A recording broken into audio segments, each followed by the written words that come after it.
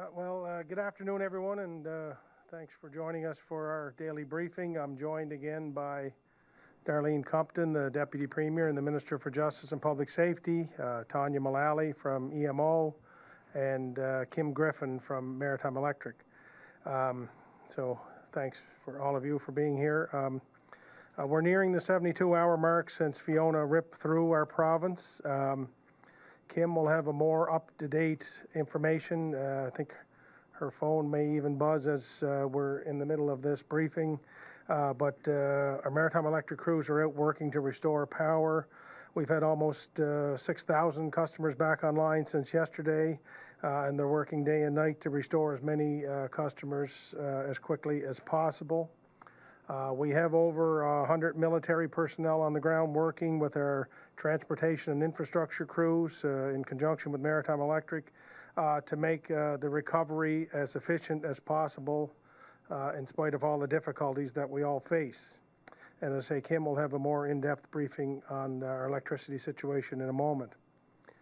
In addition to the military personnel, we have lots of boots on the ground and lots of people and organizations offering and here to help. Team Rubicon, which is a group of retired military veterans, are on their way, are here to help with our recovery in any way that they can, and they'll work with our crews as well. Our provincial forestry crews have been part of that response from the very beginning as well, working with Maritime Electric and Transportation and Infrastructure to remove as much debris as possible along the way to make our repairs more quickly addressed. We have the Salvation Army as well, and Samaritan's Purse are here as well. So, as I say, lots of assistance, and as well as many islanders helping each other, which has been great. Our transportation crews are out and cleaning up our roadways. As roads become open, again, a reminder to be cautious while you're out on the roads. With some power coming back online, as we've said for many days now, with some of the down lines, they could be live and very dangerous. And the last thing we want after being through what we've been through is even more disaster and catastrophe. So please be mindful, ever mindful and careful. With the rack, the tank farm coming online, our fuel tank farm coming online last night about 8 o'clock. Fuel has and it continues to be distributed across the province. The last update that I had at about 12:45 today is that there are more than 35 stations now with fuel. More and more are opening as the day progresses, and they will continue to come online. I will say to all islanders again, there is fuel. There's no shortage of it. We're working with our partners to get it distributed as quickly as possible, and that will happen all across P.E.I, and there are stations open in all counties now across Prince Edward Island, more and more coming online throughout the day. In addition to that, there are over 35 grocery stores across the province that are now open. We have been and we continue to work with our retail partners to get as many stores and pharmacies open and online in communities across PEI as soon as possible.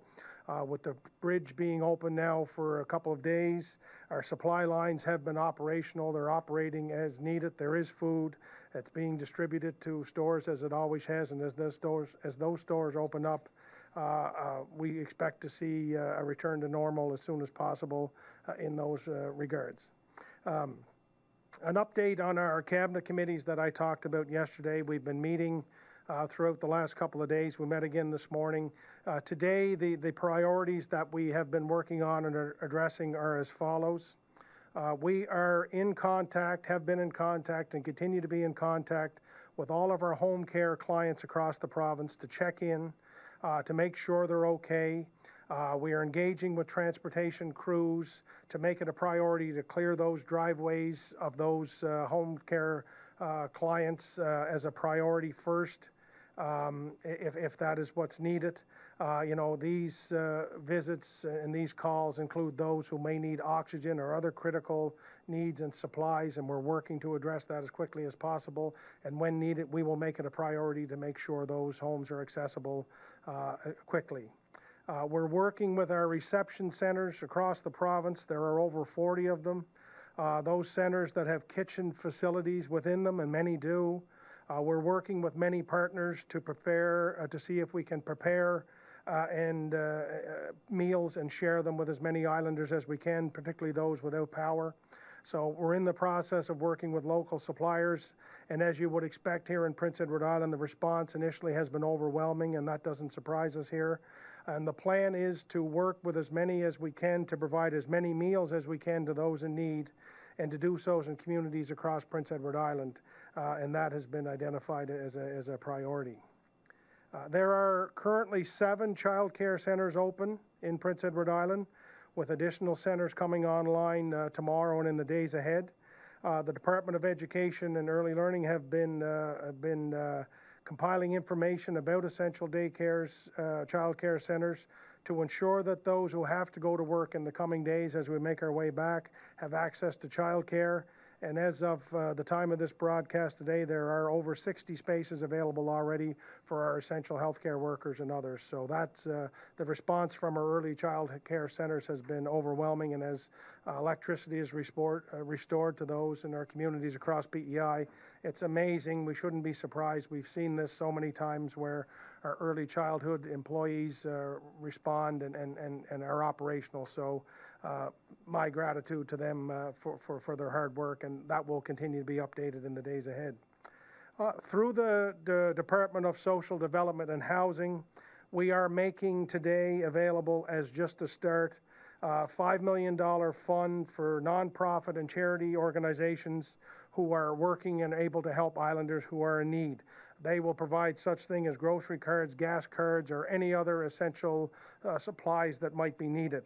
Our department has been working with nonprofit organizations to help us assist the needs that are out there and to provide that financial assistance quickly and without any barriers.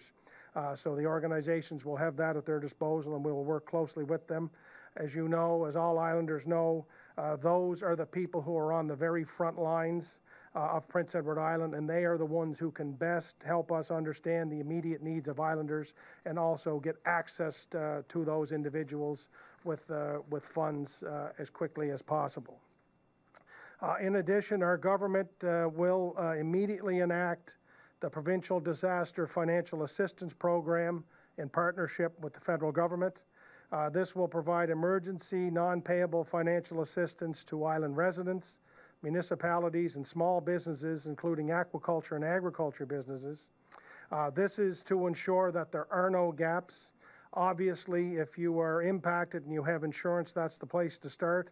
But for those losses that aren't insured, this program would be for you, and this program will be rolled out immediately. And we encourage you to reach out as quickly as possible to let us know what your needs are. Again, that's a quick synopsis of our priorities that we outlined today. There are many other issues that we're working on and to address that will be shared in the hours ahead and into tomorrow.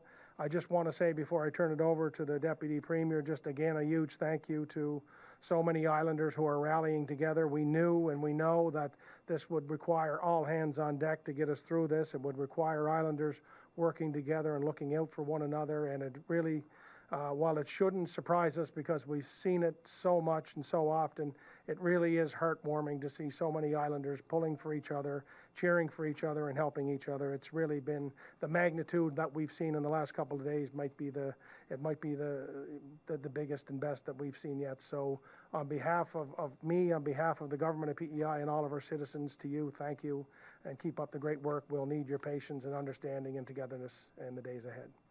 Minister? Thank you, Premier, and good afternoon, everyone. It's hard to believe that it's only day 2 after Fiona, and I can say confidently that it definitely seems like much longer for most islanders. It's been long hours, and I want to thank everyone who is behind the scenes working hard on the ground, who have been working really around the clock. They're away from their families. They may not have been able to check in on loved ones yet, or even been home since the storm hit. So I empathize with them, and I appreciate everything that they are doing, and I know Islanders appreciate everything that they are doing. I know Islanders have been patient and understanding, and I want to thank you for that. And I know that over time it will get harder and harder to stay positive for ourselves, our loved ones, because the top priority right now is getting the lights back on. That's the backbone of when we can make significant progress in getting our province back on its feet. Maritime Electric advised this morning at 9:15 that they had got 4,000 households back online, and I'm sure Kim will give us an update on that. They confirmed that they are prioritizing critical infrastructure like hospitals, grocery stores, and gas stations. Once we get power back on, things will get a lot easier. I defer to Kim to speak to that a little bit later. There are lots of questions, and that's all very reasonable. You might be wondering about school this week, how to get more food, what to do about our trees on our property, and how do people get to work and childcare needs. Every day, EMO is assessing and adjusting the priorities of the day. The next 24 hours continue to be about clearing the roads so Maritime Electric can get power turned on, getting Maritime Electric resources they need to do their job. They need roads cleared. I submitted a request for assistance, and there are 120 military with boots on the ground to help transportation and work with Maritime Electric. They are on the ground in our province as I speak. We need more information on damage. I've asked for a helicopter to capture the provincial damage, and that's been approved. When it's safe for them to go up, we will have more damage information, and that will help us to keep our plans up to date. Whatever we need to get the critical infrastructure up and running, I'll ask for it. I want our residents to know that we hear you, and we're working to get those problems solved, step by step. We need to get our critical infrastructure up and going so that people can keep their households going. For people needing government services, the civil service is closed today and tomorrow. Health services are operating differently, so please check ahead and understand that they are sharing that information out to the best of their capabilities. We expect a decision on schools probably be tomorrow as they figure out when they can and cannot open and what they need to open, and if they can't open, what the plans are. I'm told that the infrastructure of our courts are doing okay, and they are making plans to see if they can hear matters later this week. What we know for certain is that tomorrow will be the same as today. Matters are adjourned. EMO are advised that there have been a number of gas stations and grocery stores open, as the Premier has mentioned. We are sharing this with local authorities, with media members, and through our channels. The updated lists are that we receive, as we receive them, will go to the public so that we can keep you as well informed as possible. Through the Department of Transportation, they are finalizing plans on debris and food disposal. We also have to be mindful that roads need to be cleared for power restoration, so it is a balance. Through my own department, the Insurance Bureau of Canada are reporting into EMO, and I'm told by staff that an additional 210 out-of-province adjusters are available to help local adjusters if needed. What Islanders should do for their insurance claims is to take pictures, videos, and document as much as possible. Review your policy and get in touch with your insurance company. Since launching the disaster reporting tool this weekend, there have been 624 reports come in. It comes as no surprise that the damage is from tip to tip and across all sectors. I know fridges are getting empty, and as the Premier mentioned, we are putting plans in place to support community organizations to help those who need extra help, and more details will come on this. If anyone needs supports, please call 211. For those who have additional needs, I know our partners, the Canadian Red Cross, are now accepting donations. If you're looking for ways to help out financially, this is a great option. And the federal government is also matching those amounts for every dollar you're donating. It will go that much further with our partners matching those amounts. We are also in discussions with Ground Search and Rescue to check in on our residents. I'll have more details to share as we finalize those plans. And now I'll pass it over to Tanya. Excellent. Thank you, Minister, Premier. So I have a fairly brief update. Certainly, today's weather might have been a bit of a challenge for folks that may have some water issues. So hopefully tomorrow is a better day and get back out there and do some cleanup. So as already noted, assessments are still ongoing and will go into the days, and certainly we're prioritizing the needs of our critical infrastructure sites, such as hospitals, schools, grocery stores, gas stations, to make sure that they're powered up, and that's Maritime Electric is focusing on that piece of work, obviously, and then we're kind of on the back end of that, trying to ensure that the other supports are there for those institutions and retail spaces that they can continue to provide services to Islanders. I think where our focus here always is at our Provincial Operations Center, and actually we post this in our Operations Center, our top priority is always life safety. So, you know, if you're out on those roads, I cannot urge you enough, and I'm sure Maritime Electric would speak to it as well, people really need to be careful. I had to drive home last night, and I have to say it wasn't pleasant, and it was dark. And I think so if you're driving in the dark, it's even more reason to be super cautious, making sure you're safe and very aware. People are walking on the side of the road, and it's really hard to see. So, use all your caution that you can. As well, we're hearing through our fire marshal's office that we're experiencing a few more fires, certainly pointing to, improper use of generators. Again, can't stress enough, make sure that they're well ventilated, not near any type of building or any type of thing that could burn. I don't know what the right word is, I apologize. So yeah, you're making sure that you do that. Fire marshal actually will be doing tips with local radio stations to provide some safe usage.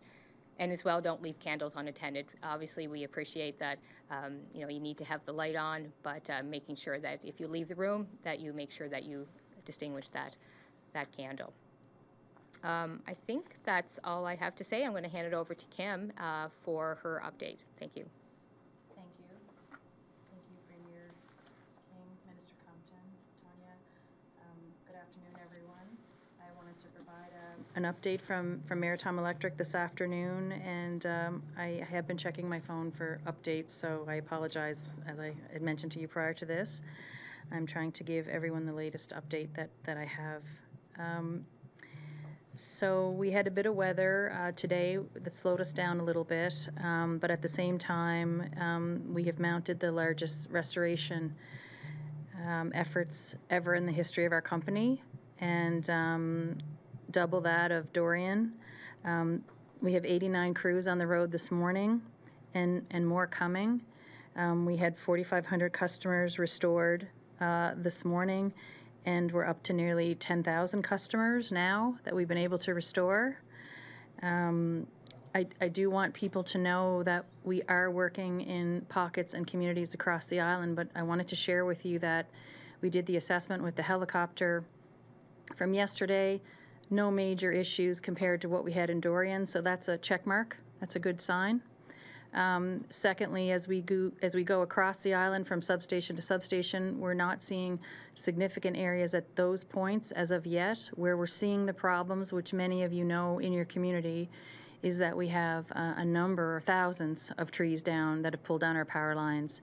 So our number right now remains the same, about the 300 poles that we had. That was our estimate yesterday, and that stays true.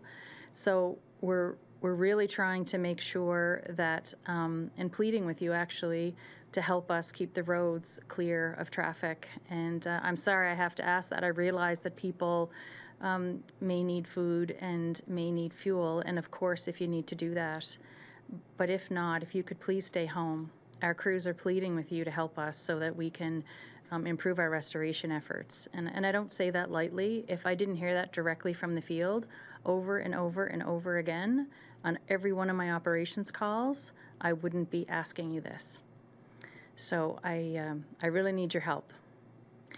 The other thing I'm very concerned about, as I did mention yesterday as well, is that as we start to re-energize, you have to stay away from our power lines. Our crews are focusing in every community across the island.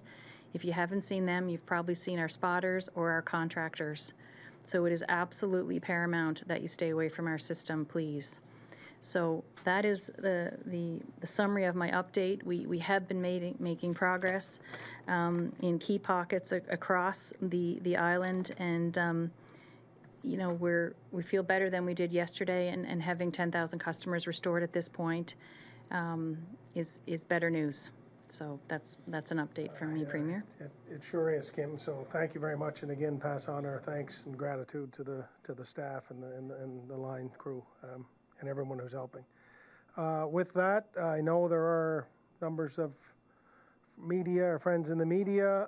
Maybe we can open up some questions and to some questions from our friends in the media. Sunebi, The Guardian. Hey, good afternoon, everyone. First question for Kim Griffin. Just wonder, so Nova Scotia Power is sort of reporting that 40% of their power has been restored in Cape Breton, 80% restored in Halifax. We see that Summerside's utility seems to have restored quite a large number of power. So I'm just wondering, I guess, why Maritime Electric Island, why it has been slower than, I guess, these other utilities. Okay, fair assessment on your end. We actually are quite surprised by the progress that, just because if you've seen, and we're going to do a better job even showing some of the devastation from our crews, but some of these areas are really taking us an enormous amount of time either to get to or then once we get on site. So I can assure you that our crews are doing the best that they can to try and restore power as quickly as possible. I'd love to be able to say to you that we'd have them on faster, but the sheer devastation on Prince Edward Island, I'm not sure if others can match that. With all due respect, I think that the significant amount of damage that we've had across the province is the worst storm I've ever seen.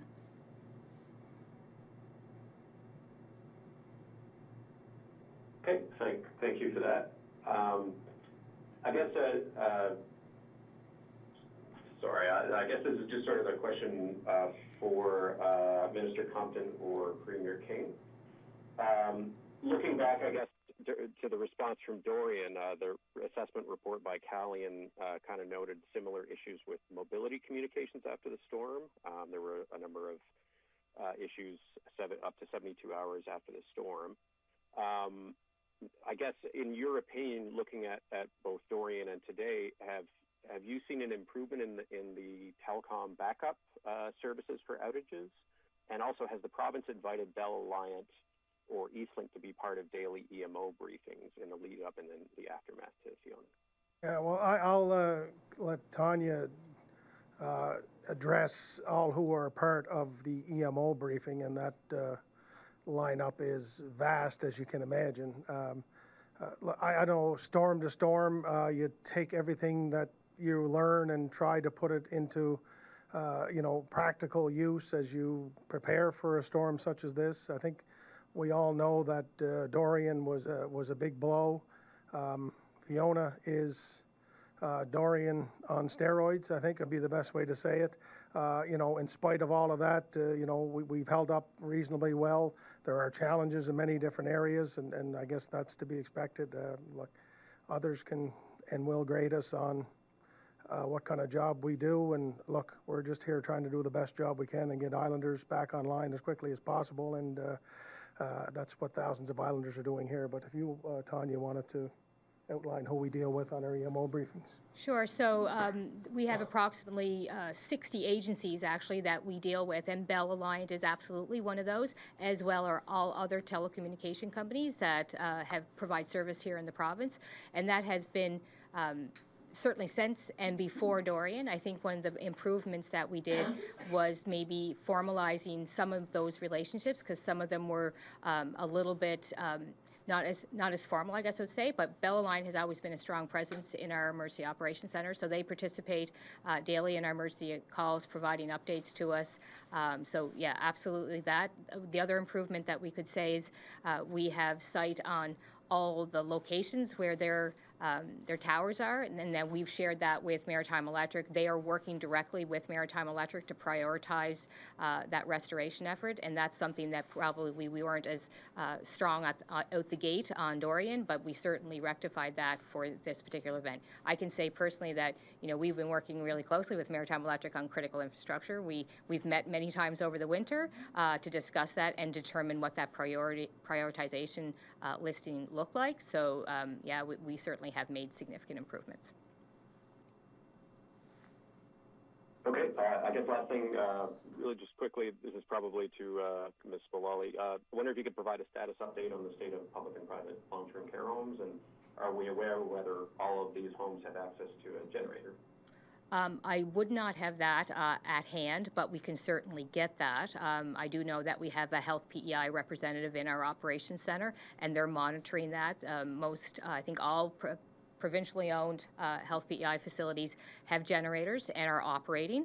I don't know about the private status, but as I understand that they're all operating And as supports, or if supports are required, they're funneled into EMO and again prioritized as part of that critical infrastructure listing.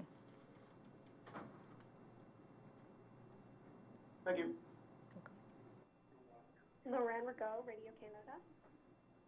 Good afternoon. I was wondering if you could provide some information to know where the military are. Are they at a specific place to help, or everywhere helping every crew? Look, according to Minister Deagle, they're deployed across Prince Edward Island. As to their exact location, Laurent, I don't know that offhand. I know there's 110 plus support staff that are out there, and they're I mean, check across P.E.I, I suppose, but everywhere where there is damage somewhere that needs to be cleaned up. And as to the actual site of where they're at, I would need to go back to talk to Minister Deagle to find that out. They're stationed in the Summerside area, I know that, but where they've been deployed today, I don't know for sure. And I had a question about childcare centers. You mentioned that 7 of them are open, and does it mean that even if some schools remain closed, some childcare centers will be able to open? Yeah, well, as you can imagine, our response, has been so large. But I know there are staff from education, from our early childhood sector, that have been in conversation with every operator if they can get a hold of them to find out what their status is. I think there are 7 open today. I think there's another 6 or 8 opening tomorrow, and that again on the next day, or maybe a little bit more. So more and more of it is coming online. As Minister Compton indicated, there'll be an announcement on school later or tomorrow what the status of that is. But I think it's safe to say that there are some significant challenges that we face as a province. And having gone through Dorian, having gone through COVID and others, we do know that we need to make sure there's childcare spaces available for our essential workers across P.E.I. as more and more of our locations open, and that's what they've been working to do. So, we'll have Minister Jameson will provide a more thorough update on that tomorrow, I think, as she talks about that and other issues facing education. Thank you. Thank you. Carrie Campbell, CBC. Hi, I think my first question will be for Kim Griffin with Maritime Electric. So I gather you maybe have completed the province-wide assessment and you have more and more crews coming. Can you just give us an update as to what the timeline is to get everyone reconnected at this point? Yes, Carrie, I certainly know that question is on every single person's mind, I'm sure. So the assessment is done. We're focusing on restoration mode. We did some more drones this morning as well, but for all essential purposes, the assessment of the damage now is when the crew arrives as well, if they find additional problems on site. So we are going to be providing daily updates. So what I am asking and telling people is that at this point, with pockets of communities, that it's really important that we are planning to be without power, and that I'll be giving those updates every day. It's unfortunate that I can't give an actual restoration time, and I apologize for that. But the sheer magnitude of the trees that are down on our lines, our crews sometimes are having problems just trying to access the different sites as it is. And we've been working hand in hand with the Department of Transportation as well as with Forestry and as well with the armed forces that have arrived. So it's a massive coordinated effort that we absolutely have to focus on the safety of all the personnel and Islanders that are here as well. And we're really trying to do that. So I'm not trying to avoid answering your question in any way, shape, or form. I just have to be realistic in the assessment that I provide to you. Okay, thank you. I just wonder for anyone who wants to field this question, there are major traffic tie-ups. A lot of those are just people trying to get access to fuel, and I gather it all originates on P.E.I. from the Irving Tank Farm on the Charlottetown waterfront, and that wasn't operational. until, I guess, 8 o'clock last night. It seems like there wasn't any backup power to work there. I just wonder if that was the case, and if you can describe, and if the province is involved in any efforts to try to expedite shipments, from that depot out to the stations. Yeah, I mean, that's one of the hundreds of things that we've been working to coordinate. The getting power to the rack, to the tank farm, was a priority, obviously. We were able to get that established yesterday, and at 8 o'clock, I believe, that's really when it kicked into gear. As I say, there is lots of fuel. The fuel has been and continues to be distributed across Prince Edward Island. Trucks have been coming in from other jurisdictions with additional loads to help us to get the fuel distributed island-wide. I think there was a panic or fear that because the gas tank was down, that people were led to, or maybe thought that there was no fuel. There is lots of fuel. More and more of it is being distributed as we speak. I think, as I say, we're up to over 35 stations that are open in all counties across P.E.I. More and more are coming out there. So we don't need to see 4-hour lines for gas. There's lots of gas. There's lots of fuel.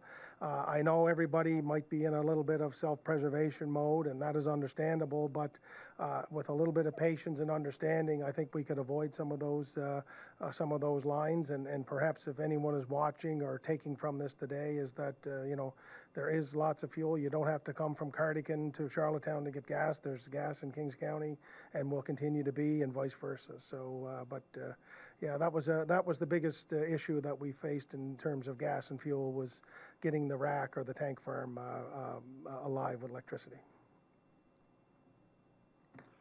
Okay, we heard Maritime Electric, they're basically pleading with people to stay off the roads. I just wondered if Cabinet has had any sort of discussion around an emergency order, or maybe a more forceful deterrent to try to free up some space on the roadway.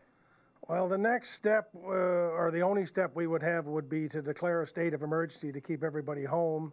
I don't know if that's something we want to do at this point, having seen what we saw when a state of emergency was declared in other places across Canada recently. Look, I think for the most part, people are really trying to get out there to get some fuel, to get some other things. If you can avoid, and we ask, as Kim has said repeatedly, if you could avoid those areas where the crews are trying to get to and to work, we should do that. We obviously know people have to get out to get food, have to get out and move around. I don't know, having gone through 2 years of COVID, if we want to lock everybody in the house again, but we would ask Islanders to use discretion. Only come out if you absolutely need to come out, and to use that discretion and to allow our professionals to do the work that they need to do. But, honestly, Kerry, at this time, I don't think Cabinet would be entertaining a state of emergency order to keep people home at this point. But, I mean, we would reevaluate that as the days go on. All right, and if I can just sneak in a quick two-parter here, I wonder if you could tell me what is the budget that's been set for the assistance program meant to help Islanders purchase food, things like that, and what is the budget, and what would be maybe a couple of examples where the disaster assistance relief program might kick in? Yeah, well, I mean, perhaps the Minister of Finance could plug his ears if he's watching, but really, it's not limited right now. The response will be what it needs to be in terms of getting money out to people as quickly as possible. I mean, we'll have a financial responsibility attached to that, obviously, but we can't let money be the deterrent in terms of people getting back to normal a little bit. So, it will be what it will need to be. The disaster fund that we partner with Ottawa really has no cap on it. To be honest, whatever that is, we will determine what it is, and we will execute that. I suppose that the disaster fund would be like we've seen with Dorian, for example. If there was something that you had that was uninsurable and you need to have that replaced, that's what the fund is for. It's extended to aquaculture businesses and agriculture businesses, for example. I know there are maybe some of our agriculture community have barns or things that blew down that maybe were not insurable. So I suppose it will be on an item-by-item basis. But that fund is designed to be a catch-all for all of those emergency situations and from an uninsurable basis that aren't able to be covered. And it will be there. It was there in Dorian. I forget the number, what it was for Dorian, but whatever it was, we would expect it to be much larger in Fiona. Thank you. Thank you. Jack Morris, CTV. I have no further questions. Thank you. Carolyn Ryan, CBC. Hello, Premier. I'd like to know the Canadian Red Cross's donation program, where they're taking donations from Canada. The federal government is matching it.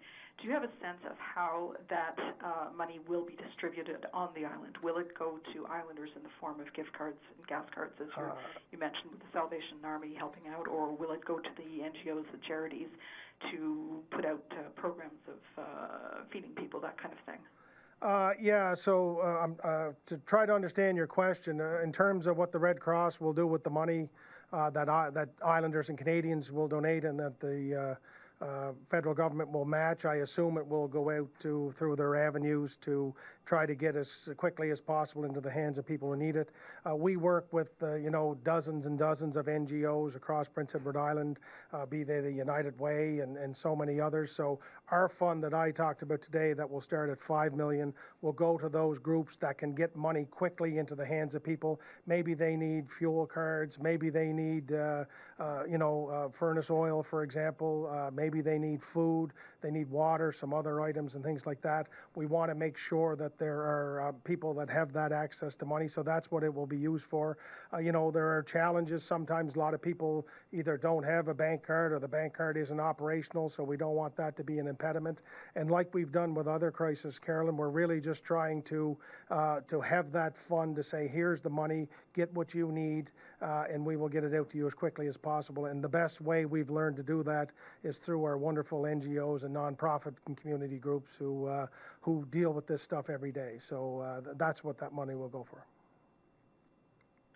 Thanks. And in terms of the damage assessments that were said to be necessary before we really could get going on fixing things, this weekend you said you were going to be starting that as soon as it was safe. What do we know now about where the worst hit areas on the island were?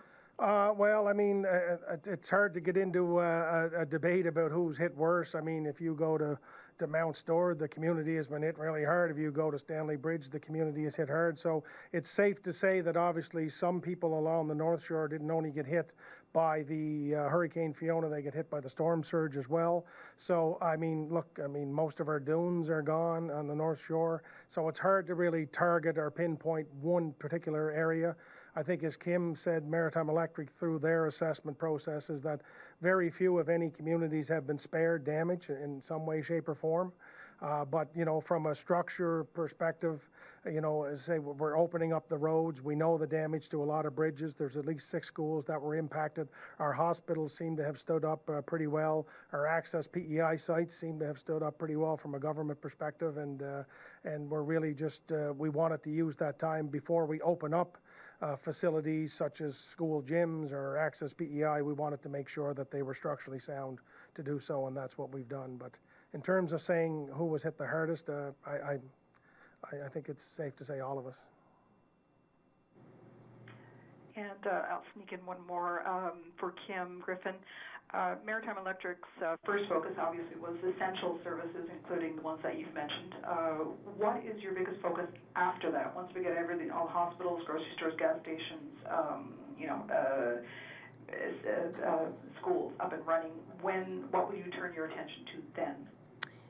Well, if I can mention on the essential service pieces, we're not even there yet. When you look as we look across the province, in all the areas of communities, whether it's hospitals, food supply, meaning groceries, and or fuel supply and hospitals, we're not done yet. We're, in my opinion, we're just getting there now, a little better than we were yesterday. But certainly in restoration mode for that, in that respect.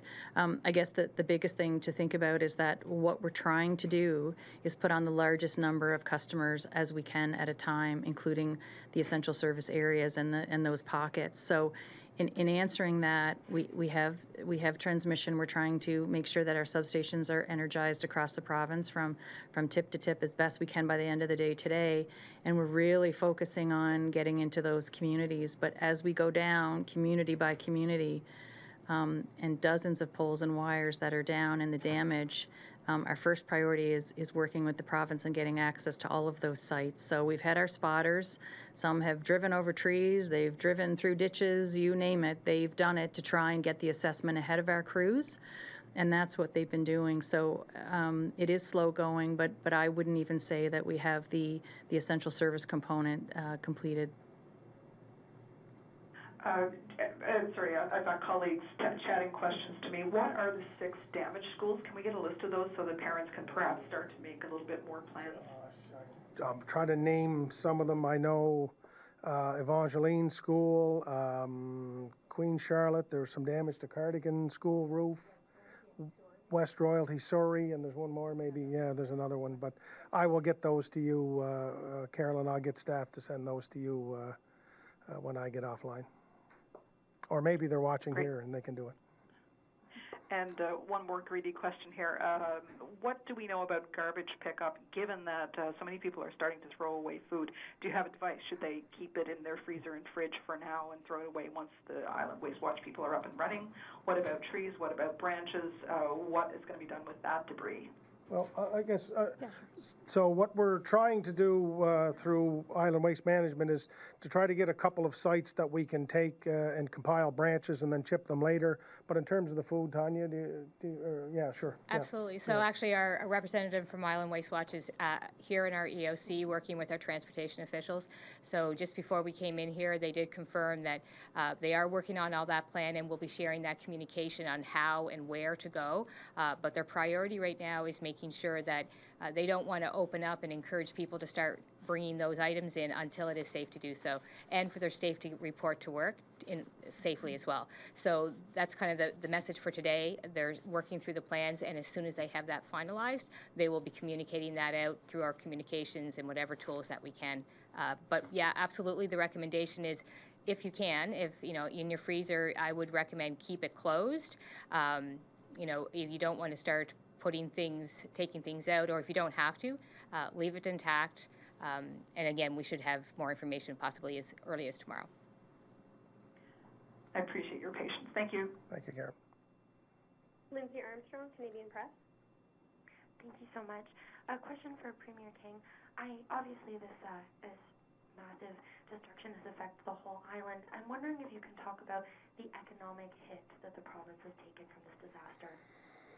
Yeah, I mean, obviously, anytime you have a shutdown like we've been having here, there's an economic hit to that. To be quite honest, Lindsay, I don't even think we've begun to take a look at what that is. I think the economic hit will just be something we're starting to feel. There will be businesses that aren't able to operate. So how can we work with them to keep their staff paid and to keep those businesses functional until such time as they can work our way through this? So there's an economic hit connected to that. Anytime there's a slowdown or a stoppage in the day-to-day operations of government, that brings with a cost. And then, of course, the cost to fix this all up and to make our way back is going to bring with it a large cost. So I quite honestly don't know what it will be. I mean, we will measure it in the multi-millions, I'm sure. Thankfully, our federal partners are there to help, and we'll do the best we can to get through it. But yeah, anytime your economy stops, it's a big hit, and that's kind of what we're facing here right now. Thank you so much for that. Evidently, it's very early days. I'm wondering if you have a sense of which sectors are most hit. You talked about shutdowns, businesses not being able to operate. I'm wondering about agriculture and things of that nature that would have been hit hard too. Yeah, well, obviously anything to do with a storm surge or the tidal situation, we are still in the final stages of LFA 25, their fall lobster season. So I'm unsure of what the damage has been to the traps in the water. I know the wharves were impacted. A lot of boats were out of the water, so there's been a hiccup, to say the least, in that area. A lot of our mussel and our oyster farms have been drastically impacted here, so we'll try to get a full extent of what the measurement of that damage is and what the cost of it is. From an agriculture perspective, soybeans and corn took a beating. I know our apple farms have as well. So, I mean, there's a significant loss there. From a potato perspective, we were really concerned from a potato perspective about rainfall. There's probably was less rainfall across P.E.I. from the hurricane than we initially expected. But I also know that many of my neighbors and friends and colleagues in the potato business have lost storage for their potatoes. So there's a lot of challenges there that we're just learning a little bit more of. I'm grateful that our agriculture sector and our fishery sector are perhaps amongst the most resilient people that you would ever find on this planet. They'll find a way to work through this, but our potato industry being impacted with wart and everything that they were last year, this is something that I wish they didn't have to deal with. They'll work their way through it here, and we'll be with them every step of the way. But we'll have a more maybe fulsome update on the impact of agriculture here in the days ahead. Thank you so much. Thank you. Joey Black here. Yes, I'm looking at, I'm wondering, maybe how long, or can you estimate how long it's going to take to do a cleanup? I lost the last part of your question, Joe. Can you just say it again there? Sorry, which cleanup? Just wondering how your cleanup is going to, how long it's going to take to do a total cleanup of both possibly Summerside and Charlottetown. Yeah, well, Summerside and Charlottetown and all of P.E.I. Joey, it's, I mean, there's a mess out here. There's no question. And I think when we came on Sunday morning or Saturday, whenever it was, that we knew this was going to be a long, drawn-out recovery process. I don't know how long it will take to get to some semblance of normal. I don't know if it'll ever be normal driving into Charlottetown or Summerside and not seeing the trees, or going out to the North Shore and not seeing the dunes and things like that. So I don't know. I think we're weeks and months into a total cleanup for sure. But our focus right now is to try to get P.E.I. as operational as quickly as we can, and that's what the focus has been. Okay, and with social development and housing now, what's their plan on helping residents with lost food and the necessities? Yeah, I think that's what we talked about with that $5 million fund that we start, which is just a start, is to try to get money into the hands of people quickly. We'll do that through our not-for-profits, our NGOs, et cetera, people who deal with islanders tip to tip every day. And then, in terms of, we will need to probably look at social assistance payments in the days ahead through social development and housing to see what we need to do there to expedite some of those funds, et cetera. And, they've been hard at work since Saturday trying to respond as quickly as possible. And our goal would be to try to get money into the hands of people who need it as quickly as possible. And I don't know if this might be for yourself, Damien, or Kim. When do people expect to get the rest of the power back on? Yeah, I think that's something that's been asked, and Kim, who in my estimation is one of the best communicators that I've seen, is doing her best to give you the most honest answer she can give you, and that answer is that she doesn't know. She is trying to relay, and I don't need to speak for you, Kim, but she's trying to tell us that there is a plan that Maritime Electric is trying to execute in terms of the essential services to get those rolled out first and to get as many people on as quickly as possible. But I'll let you finish that, Kim, sure. Thank you, Premier. Yes, in terms of the timeline for restoration at this point, we don't have that. What I've committed to is a daily update every day, not only in terms of our progress, but what's ahead as more crews come. So at this point right now, we've been able to restore up to 10,000 customers, which is much better than I thought it was going to be yesterday. And I'm sorry I can't give you a full overview of a date yet, but I can tell you that the crews are working hard across the communities to do their best to try and get the power on as quickly as possible, but it has been the worst storm we've ever had. And one more, how can people donate to the, how can donations be sent to the Red Cross and